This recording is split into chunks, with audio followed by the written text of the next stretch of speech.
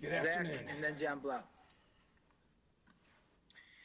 I guess I remember I was asking you around this time, the week of Rutgers, just what the sort of balance had been like in terms of maybe extra media attention and responsibilities and things, and staying focused. I imagine this week has maybe been similar, obviously, maybe for different reasons because of what's coming instead of what's just happened. But do you almost see your guys, I guess, taking all of the attendance sort of extra attention in stride now in a way that maybe they weren't even 2 or 3 weeks ago, just because it's all a little bit kind of part of the routine now?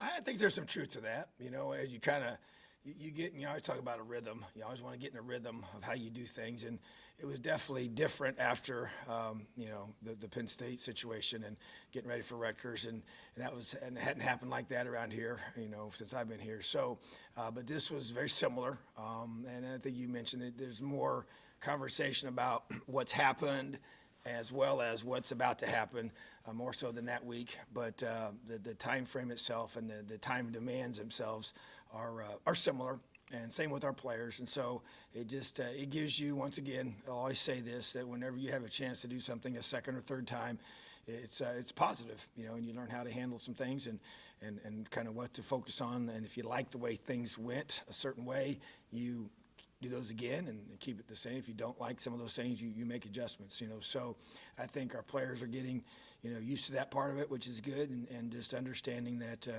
that the preparation process just doesn't change. And that, to me, is the key. And that's where the rhythm comes in, and the attention to detail comes in. And that, to me, that's the biggest thing you have to really work on, and that is our focus. And that is the ability to prepare at a high level in film evaluation, walkthroughs, meetings, all those things you have to do, the practice itself, everything that you do leading up to the game, that can't be, affected in a negative way. And you have to learn to manage and balance your schedule based on the additional things that this type of situation requires and demands. And so I think our guys are getting able to do that in a more consistent way, just because it's happened more frequently, and that's a good thing. So these are good challenges to have, and these are things that we, moving forward, want to be a consistent part of this program. All right, John, then Kevin Brockway. I wanted to ask a question about Micah McFadden. When he was being recruited, I think Boston College and you guys were kind of the Power 5 offers, but there were a lot of other, MAC, kind of mid-major offers. And I think talking to his family, there's a little bit of concern, is he just going to be an extra guy at IU, or is he going to be able to play here? And they wanted to be real clear on that. What did you see in Micah that made you believe he could actually play at IU and be a contributor like he is, and how'd you convince them of that, I guess? Well, that's an interesting question because, his dad, he point blank asked me, he's like, Coach, is Micah going to get a chance to play at Indiana, and I was a little taken back, but, at the same time, I understood where he's coming from. He wanted him to be able to have a chance to go to a place where he could eventually, earn the opportunity to play and not just be on the team. And so, because we were, like you said, you had 2 Power 5 offers, and that was it. The rest of them were all mid-major type offers. And so you probably start questioning, is that a certain thing? But what I saw was this, and this is where, you go through, and he was a year younger than Thomas, and so I got a chance to see him when he was a sophomore and then when he was a junior. And it was interesting. So his junior year, they played Armwood High School, which, interestingly enough, is a school I used to coach at when I was a high school coach in Florida. And that was kind of his coming out game. He played their Panther position, which is their outside linebacker. He was on line of scrimmage, outside linebacker. They would sometimes rush the passer and probably rush the passer more than he did play true linebacker. And Thomas was the Mike in their system. And so he had a bunch of sacks in that game. It was a big game. Armwood's one of the best teams in the state of Florida, and Plant was as well. And so it was his coming out game. And he just had an amazing knack to just make plays. And I saw it on special teams first. So when he was younger, like I said, when he was a sophomore, I went to a lot of practices because I could, and with Thomas being there, and I was at South Florida, and so I was able to be at a lot of those, which was pretty cool. I saw more practice than I actually saw games. So I got a chance to watch these guys. I got to see Wap and Jawan and Micah. And so I just thought I was kind of surprised he wasn't more highly recruited. And his head coach felt the same way. And he was just like, I'm like, I trust our evaluation. Matter of fact, Coach Hurd, he's the one that actually had or had Plant as his school for his area down there. And he came to me once. He's like, "Man, Coach," he said, "that McFadden kid's a great player." He went and watched him practice in the spring, and I said, "Coach, I agree." I said, "That's why I believe in this kid. I think he's really good. I didn't know what others were missing. You know, I knew what I saw, trusted my evaluation. He had tremendous instincts, but he just played so hard, and he had a great burst to the football. And I will say this: since he's gotten here, he's just gotten better and better. He's bought in to everything we're doing. He works extremely hard in the weight room, and he has a lot of football savvy to him and ability to close on plays, and that's a real key. He's got good football speed, which I couldn't even tell you what his 40 is, you know, but it's his burst from when he accelerates to the ball and he closes on a ball carrier, it's elite, and he's a really good tackler, So and he's bought in. He's a kid that does what we asked him to do and studies and really prepares himself and is able to process information, and so just really excited. I'm not surprised he's as good as he is, but apparently nobody else really kind of saw that in him, and I'm glad that we were able to stick to our evaluation and trust it. Kevin and Tom Brew. Yeah, Coach, any updates on Caleb Jones and Mike Kadick going into Saturday?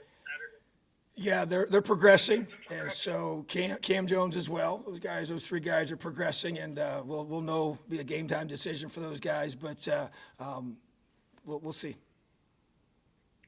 All right, Tom, and then Paul Gable. Tom, during this first month, we've talked a lot about how you guys have been able to close that gap physically with some of these teams that had given Indiana fits in the past. And we were breaking down a game last night with my Ohio State counterpart.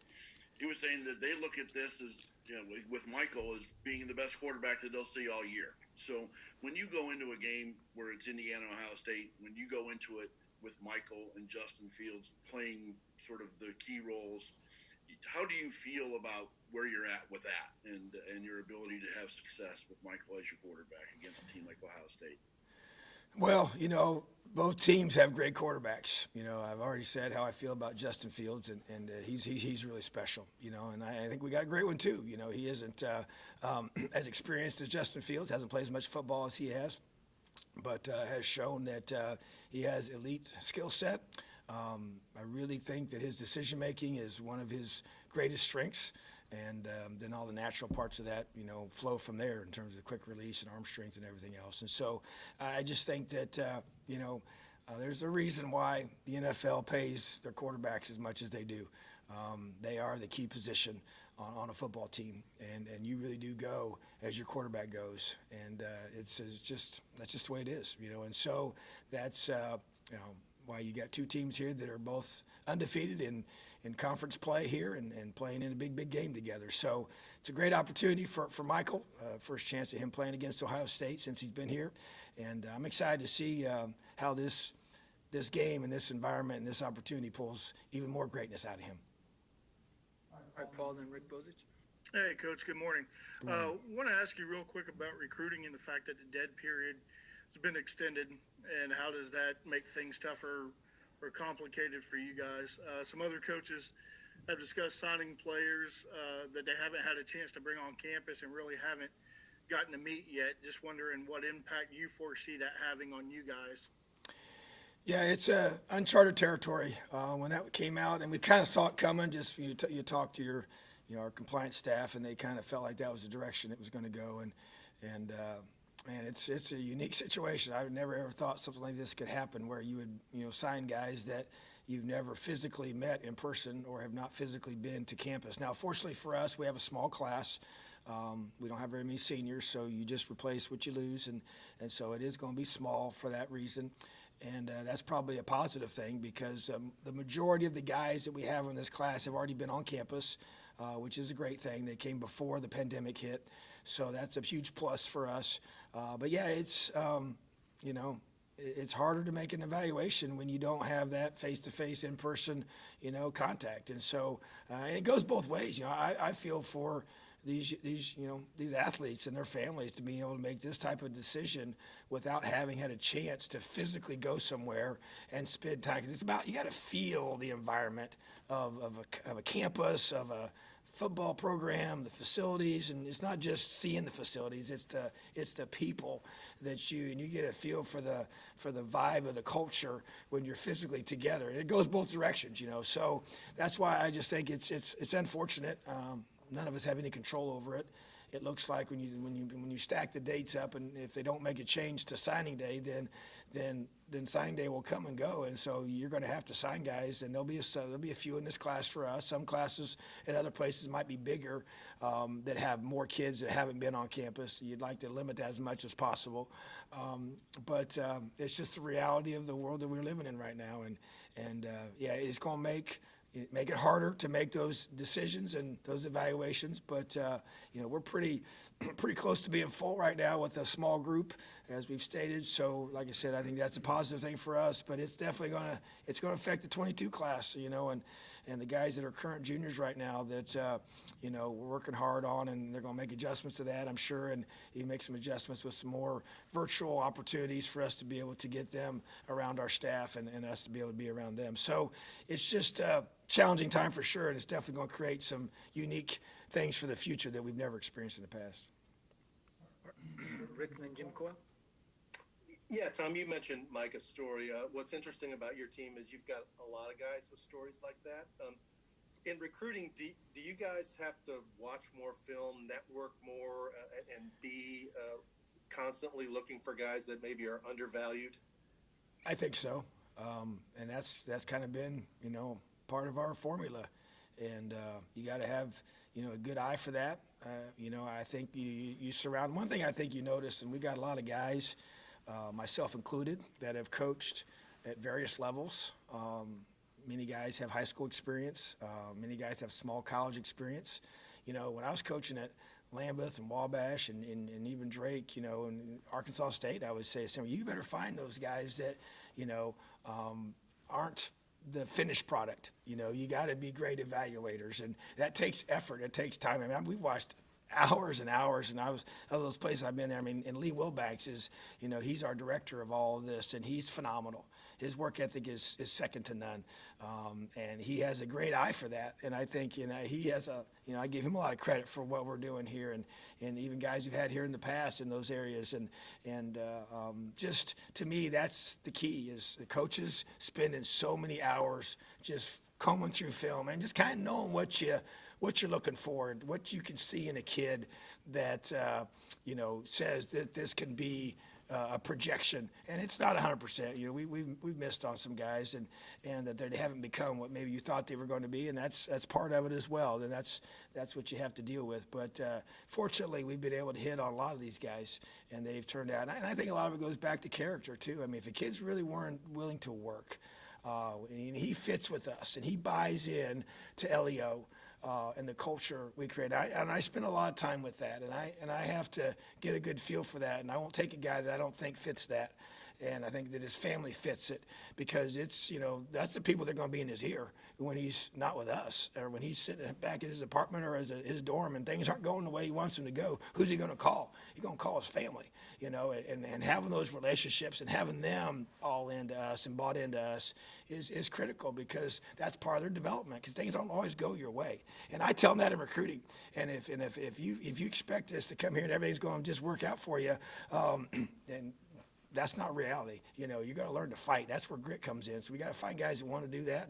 And so there's a lot of layers to this. It's not simple. And also, I mean, I do a lot of praying. I'm like, because you know what? I don't know the future, but I know who does. And so I trust in that, to be able to have just that gut feel to know, is this the guy to take? Is this our kind of guy? And just pray that we just get the guys that are supposed to be here, that want to be here, and want to help us do something special. So there's a lot of stories like this on this team, and that's what makes it special. And as we move forward and we continue to elevate our play and elevate the interest of guys that want to come here, I told our coaches already, I said, guys, we're not going to compromise the character piece and the fit to this program. I don't care how talented they are. That's what's made us who we are, and we got to keep that. That gives us our edge. All right, Jim, and then we'll wrap up with Zach. Coach, I don't know, during the season, it's hard to reflect on things, and you're not a person of personal gains, but have you been able, even if it's for a few seconds, to take in the fact that this week you've put Indiana football in a position to play probably the most important regular season game in all of our lifetimes, and maybe beyond that? Well, first of all, I have it. It's us. It's we. It's this coaching staff. It's this administration. It's Fred Glass's leadership. Scott Dolson picked up the baton and has continued that, supporting football and investing in football, and the players that believed in us and came here. It's everybody. It's our families. We have to have them with us. They have to be bought in as well to be able to do the things that we demand of our time and sacrifices made. So, and it is, and I don't think you really have a chance, probably to really kind of sit back and reflect, because there's too much coming at you 100 miles an hour. But at the same time, that's where I've tried to tell guys, I mean, we got to enjoy these wins. You know, they're hard, they're tough. But, you know, there's no time to sit back and let up, you know. So, but I do feel like it is special. You know, 'cause we played Ohio State for years, you know, and it's what the players have done. And I will always say this: it's not what I believe. Okay, I understand it. It starts there, and the vision is set by the leader. But it's, what do they believe? You know, how hard are they willing to work? You know, how hard are they willing to prepare? And what sacrifices are they willing to make to create this opportunity? And because of that all leads to how you're going to perform. Because the performance on game day, that's what matters. That's how you're judged in this sport. And so the performance on game day leading up to this has put us in this position. And so that's what, and because of it, it's created a bigger, you know, type of setting that we're playing ourselves into with what's at stake. Because if we're, you know, have a whole different record, or if it's whatever, it's not the same, and we're not having these same conversations. So I just want everybody to understand that it's about what we've done together collectively, and just thank the good Lord above for the opportunity to be in this position, and don't want to take any of that for granted. But man, at the same time, opportunity's knocking, and I want to see this football team take full advantage of it. All right, Zach, last one. Kind of going back to recruiting and this class in particular, and I know you've got some time before you're probably with a lot of these guys. I don't know if any of them will enroll early, but do you imagine you'll be taking a different approach to the way you build relationships with, especially the guys that maybe you haven't met in person? And I'm not sort of asking basically, you know, something as blunt as, do you anticipate more guys being worried about things like transfers, but do you just imagine that relationship having to be a little bit different when this class comes in, this, I guess, 2021 class, because you'll know that they haven't had that in-person time to get to know you, to get to know your staff or their families, to get to know you and your staff, that sort of thing. Yeah, and I think that, you know, we've got a big chunk of guys in this class, over half we expect to come mid-year, which I plan to take full advantage of getting to know them better. Especially the ones I don't know as well and haven't been able to be around as much. You know, because you think about it, we would have had these guys at our games already, and we would have spent time with them before the game. We would have spent time with them after the game, and haven't been able to do any of that. And so those guys that do come here early, I want to take full advantage of the springtime to be able to spend with them and get to know them better, and them get to know me better. And I will do the same and have to give the same charge to our staff for this very reason. And then, you know, that's just going to be part of it. It's harder in the fall when they get here if they come, you know, over the summer, just because there's not as much time with them and you're in your season already. But the spring provides more opportunities for that. You know, I can't go out on the road and recruit as a head coach, and so that will give me more time to spend with them, which I do take advantage of on a current basis, but it'll be even more so, I think, moving forward. So it's all about relationships, and you can't build that trust if you don't spend time together. And so that, to me, is why that's a critical part of what I believe and what we do here as a program. So, yeah, it's definitely going to be, you know, different. But, you know, there is the group that we have, the committed guys, they've really bonded well. It's been neat to see them really connect with each other. They've done a great job of that. It's probably one of the tighter groups we've had that's connected prior to coming here, you know, which has been pretty neat. And so then that's leadership. There's guys in this group that have kind of headed that up. So to me, and we're not allowed to talk about even those guys' names, but at the same time, that's been a good sign for me moving forward. So excited about that group of guys. Just can't wait to get them here. All right, thank you, Tom. Have a great day. Leo.